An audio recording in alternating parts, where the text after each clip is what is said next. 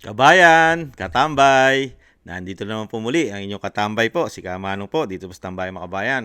Magkukomento po muli sa inyo, samahan niyo po ang inyong lingkod. Siyempre po, bago po tayo mag-umpisa, magandang umaga po muna, tanghali, hapon, gabi. Madaling araw po sa atin lahat. Saan man sulok ng bansa o mundo tayo naroon, naway maingatan po tayong lahat mga kabayan. Umpisa na po natin mga katambay. Ito po, patay kang bata ka mga kabayan. Ito na po talaga, naglalabasan na po talaga ang ginawa po nilang paghuhudas mga tambay.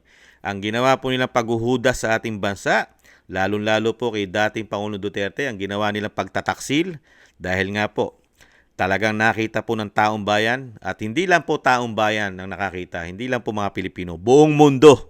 Buong mundo po ay nakita ang ginawa po ng ating gobyerno sa pangunguna po ng Pangulong Marcos Jr. Ang ginawa po nilang pagkikidnap, hindi dumaan sa tamang proseso.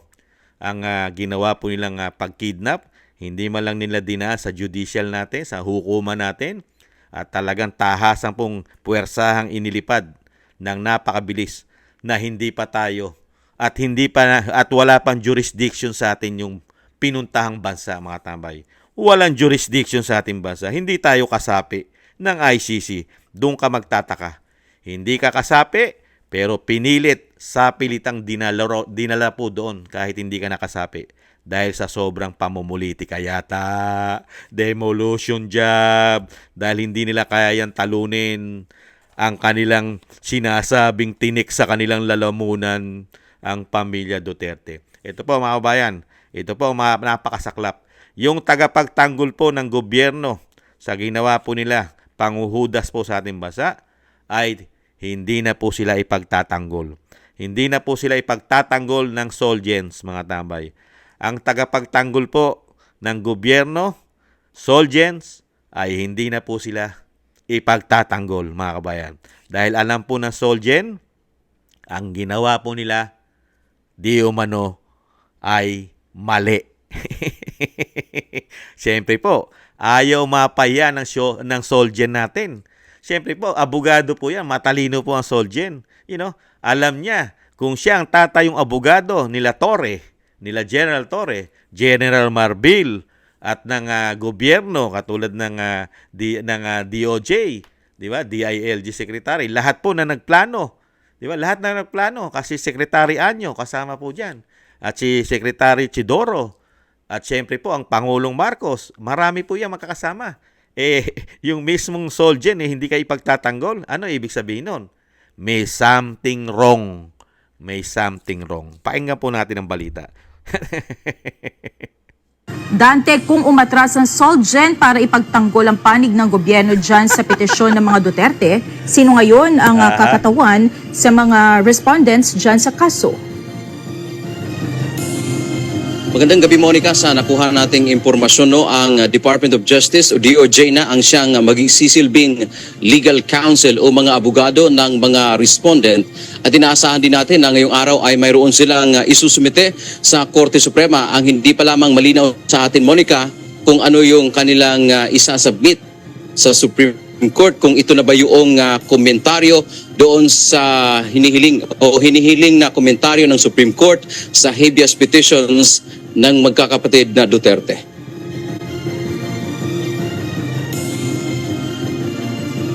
Unang naglabas ng impormasyon si dating Presidential Legal Counsel Salvador Panelo hinggil sa pag-atras o pagtanggi ng Office of the Solicitor General o OSG na irepresenta ang respondents sa Consolidated Habeas Corpus Petition na inihain ng mga anak ni dating Pangulong Rodrigo Duterte sa Korte Suprema noong nakaraang linggo.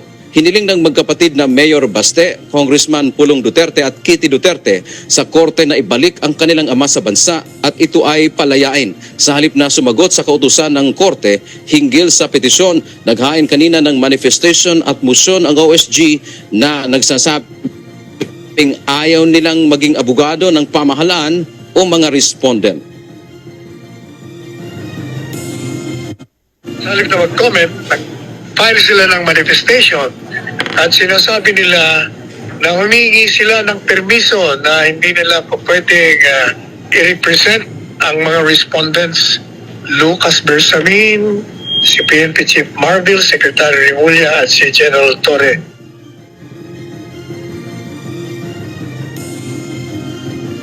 Sabi ng OSG, March 17, 2019 ay naging epektibo ang pag-atras ng Pilipinas sa International Criminal Court o ICC. Dagdag pa nito, hindi admissible ang panahon. Kaya walang obligasyon o walang obligasyon ng Pilipinas na makipagtulungan o kilalanin ang anumang proseso galing sa ICC pagkatapos na maging epektibo ang pag-atras ng bansa sa Rome Statute. Binigyang din pa ng Office of the Solicitor General dahil sa matatag nitong posisyon na wala ng jurisdiksyon ang ICC sa Pilipinas at gumagana naman ang investigative, prosecutorial at judicial system ng bansa. Hindi magiging epektibo ang OSG na kumakatawan o ipagtanggol ang mga respondent kaya tumanggi itong maging parte sa kaso.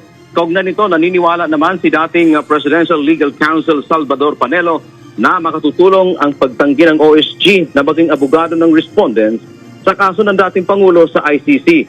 Tamaan niya ang ginawa ng OSG na huwag ipagtanggol ang gobyerno sa illegal na ginawa nito. Illegal. Definitely, because it effectively admits.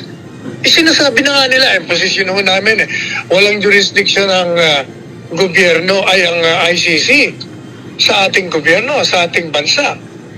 Kung ikaw naman nga naman ang abogado, publicly, officially, yun ang posisyon mo, paano ka papasok sa Supreme Court at ipagtatanggol mo yung mga dinimanda na gumawang illegal at batay sa kanilang pananaw na may jurisdiction? Di ba taliwas yun, saliwa, saka baka pamakasuhan pa sila. Tama. Sa isang pahayag ng tagapagsalita ng Korte Suprema na si Attorney Camille Ting, kinumpirma nito na natanggap na nila ang motion at manifestation ng OSG kaninang alauna ng hapon.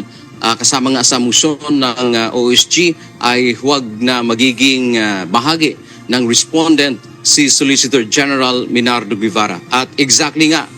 Yeah, mga tambay, nakita niyo po, lumalabas na po ang katotohanan. Di ba? Tigas pa rin po ang, pagsisinungaling.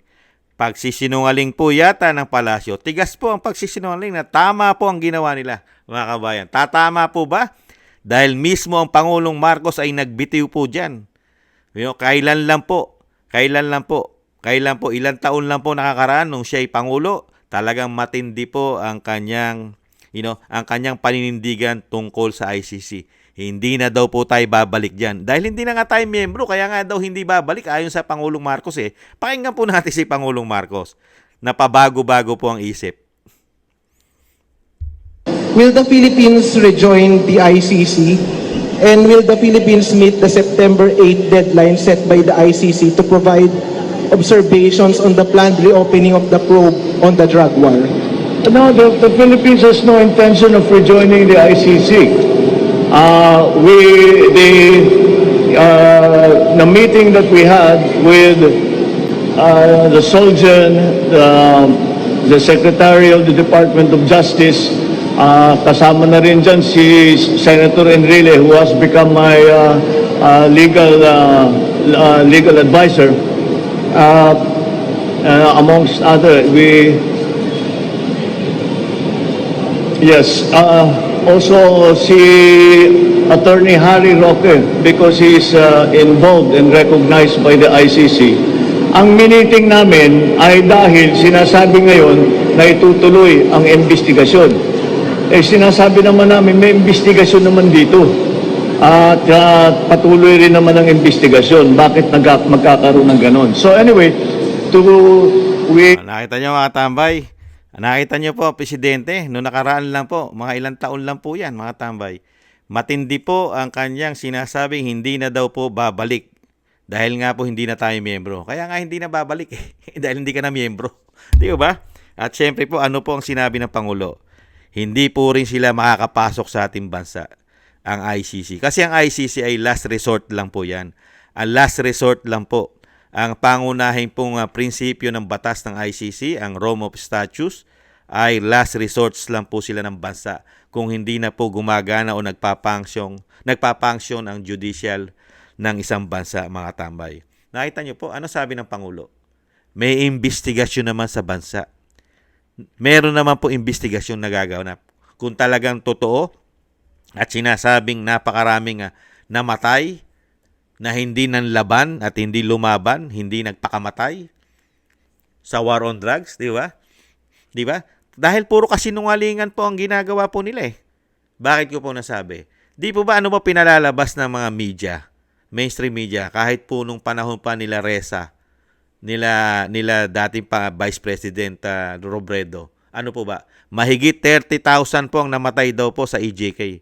Ano lang po yung sinabi nung binasahan po ng ICC ng kaso na yung ikinakaso po sa sinasabing war on drugs ng dating Pangulong Duterte ay wala pang 50, 40 plus lang. Pero sa balita po, napakatagal na pong binabalita yan na mahigit 30,000 daw po ang namatay. Bakit nagkaganon? Sige nga.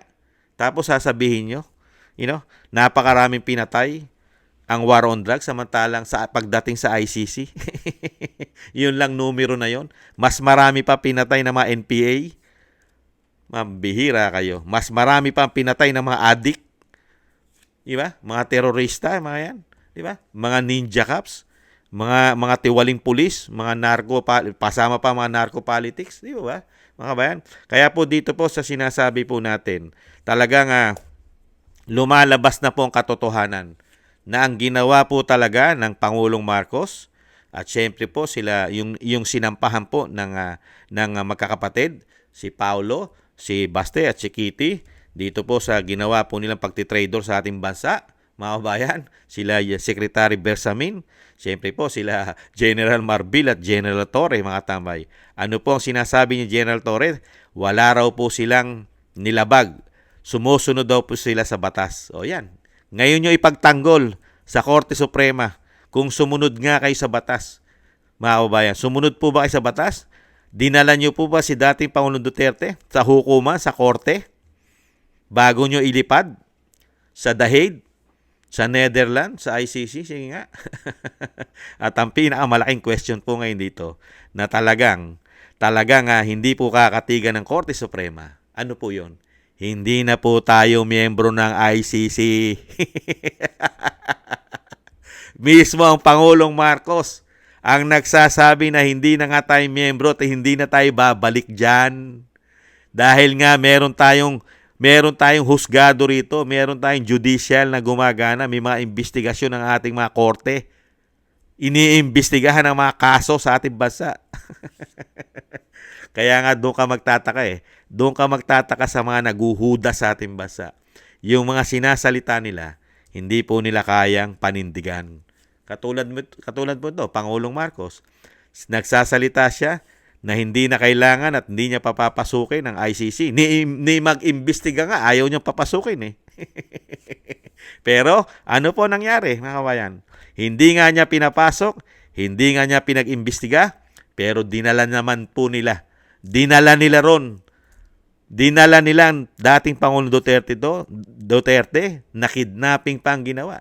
Kidnapping pa raw po ang ginawa. Ayon na mismo yan sa dating Executive Secretary na si Atty. Salvador Medeldea. Kidnapping. Walang due process. Patay kang bata ka ngayon. Torre, General Torre, paano ngayon? Ang Solgen, ang abogado ng bansa, ang abogado ng Pilipinas, ayaw kayong iabogado ng Solgen. Paano kaya ngayon yan? Attorney.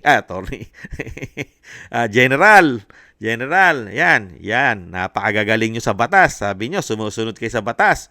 Ngayon, natupad po ba yan? Ginawa nyo po ba yan? Kay dating Pangulong Duterte na isang abogado at isang piskal at dating Pangulo. Mas maalam sa batas sa inyo yon. Disgrasya kayo ngayon. Ngayon kayo magpaliwanag sa Korte Suprema sa ginawa nyong paghuhudas. Hinudas nyo ang ating bansa. Hinudas nyo ang dating Pangulong Duterte. Nagtaksil kayo sa ating bayan. Mga taksil po ito Ang masasabi po natin dito, mataksil, hudas. Dahil hindi sumusunod sa saligang batas, sa soberenya natin. Pati po ang Pangulo. Lalo-lalo ang Pangulo. Walang isang salita. Di ba? Walang isang salita. Hindi ka na miyembro niyan, pero pinagduldulan mo pa na madala dyan dahil nga sa sobra yata Sobrang pamumulitika at galit. May kasama na yatang galit. Kaya nga sabi ni Mayor Basti, ang tatay mo, pinalibing ng tatay ko. Pero ang tatay ko, pinakulong mo. Ganyan kayo tumanaw ng utang na loob. Di ba? Kaya masakit nga po bilang sa isang anak, mga kababayan. Bilang isang anak, masasabi rin ka ni Mayor Basti yun eh. Kung gawin nyo sa magulang mo. Ni hindi man lang kinasuhan sa bansa, nahandyan ang ating mga korte, nahandyan ang ating hukuman, hindi man lang kayo nag-file ng kaso dyan. Tapos itatapon mo ang tatay ko. Ang tatay ko itatapon mo sa mga puti, sa mga banyaga na walang jurisdiction sa ating bansa. Di ba? Hindi po ba yan hindi po ba yung kataksilan? Taksil ka sa bayan. Dahil naglilingkod ka sa banyaga. Naglingkod ka sa banyaga, hindi sa Pilipino. Di ba? Taksil. Mga ganyan po, taksil yan Taksil sa bayan. Yung mga ganyan po. Lalong-lalo po ang Pangulo at lalong-lalo po ang ating kapulisan. Sila po ay sumumpa. Sinumpaan po nila ang paglilingkuran nila ay Pilipino, taong bayan. Pero nung pagdating kay dating Pangulong Duterte, ang pinaglingkuran po nila ay mga puti, mga ICC at Interpol. Mga kabayan. Diyan po sila naglingkod. Pero ang pinagtatrabahuhan nila at pinasusweldo nila, ang nagpapasweldo sa kanila, taong bayan, pati Pangulo. Pero naglingkod sa ICC, mga kabayan. Kaya ngayon, mga kabayan, malalaman na po. Sunod-sunod na po ang nakikita po ng Pilipino na puro po kapalpakan. Kapalpakan dahil sa sobrang pamumulitika. Hindi lang po yung ginawa nila kay dating Pangulong Duterte, mga kabayan. Lalong-lalo po sa pera natin. Usapin po sa Supreme Court. Baka wag po natin kalimutan ang issue po nila ng korupsyon. Lalong-lalo po ang 2025 national budget. Mga kababayan, hindi po yan nakakalimutan ng taong bayan. Ang ginawa po nilang katarantaduhan sa PhilHealth. Katarantaduhan po yata sa ating ginto. Katarantaduhan po yata sa GSIS, SSS at PDIC. At katarantaduhang proyekto na flood control, mga tambay. At katarantaduhang negosyo na Maharlika Investment Fund. Napakarami pong katarantaduhan yata.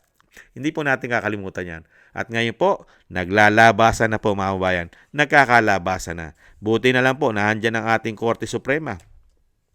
Buti na lang po, ang ating Korte Suprema po ay lagi po may piring. May piring po, mga kabayan. Hindi po katulad ng DOJ's, ng Department of Justice, DOJ Secretary, mga tambay, ay walang piring. Wala pong piring ang kanya pong opisina. Ang DOJ, ang Department of Justice, mga kabayan. Ayan po, mga kabayan. Yan po, pumapabor po ngayon sa dating Pangulong Duterte ang sitwasyon. Dahil alam naman po natin na talagang hindi kakatigan at hindi papabor sa kanila ang sitwasyon sa gobyerno ngayon. Dahil una-una, hindi na tayo kasapi ng ICC. Wala na silang jurisdiction, mga kabayan. Kaya po napakarami po nilang paglabag sa batas ng Pilipinas at lalong-lalo po pagtataksil at paghuhudas sa ating bansa. Yan po ang kanilang mga issue ngayon. Nakakaharapin po sa Korte Suprema. Kaya po, lalong-lalo po ang ICC. Alam naman po natin, ang ICC po ay nalalagay na po ngayon sa napakalaking problema at napakalaking issue. Dahil unang-una, pinayagan po nila nadalin o talagang makipagsabwatan po sila gamit po yata ang sinasabing politika. Mukhang ang ICC po ay nababayaran na po yata, di umano. Mukhang nasasama na po yata sa politika ang ICC. Kaya po sila natatawag na kangaroo court ng ICC. Dahil sumasawsaw po sa politika. Katulad po niyan, sinawsawan po nila ang issue po ni dating Pangulong Duterte na alam naman nila na hindi naman miyembro na ang Pilipinas. Di po ba? Wala po ba diyang nangangamoy? Meron po bang nangangamoy dyan na pera-pera lang ang labanan? Di kaya, mga kababayan? Yan po, malalaman naman po yan. Matutuklasan naman po lahat yan. Walang baho na hindi aalingasaw. Di po ba, mga kababayan? Lahat ng baho, maamoy yan. At wala pong kasamaan na nagtatagumpay ng napakatagal. Hindi tatagal ang kasamaan. At yan po ay mabubunyag at mabubunyag ang ginawa mong kasamaan. Di po ba mga kabayan? Bago po tayo magtapos, shoutout po muna sa mga nagbibigay po ng biyaya, lalo po kay King Stones ng 123 Hong Kong. Thank you po sa mga biyaya. Kila Gina Ray, Solid DDS ng Berlin, Germany. Jake Yahoo, 4531.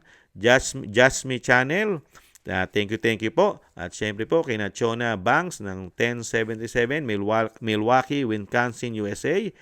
Julieta Celona ng Sydney, Australia. Ma'am LB Sermani ng North Miami, Florida, USA.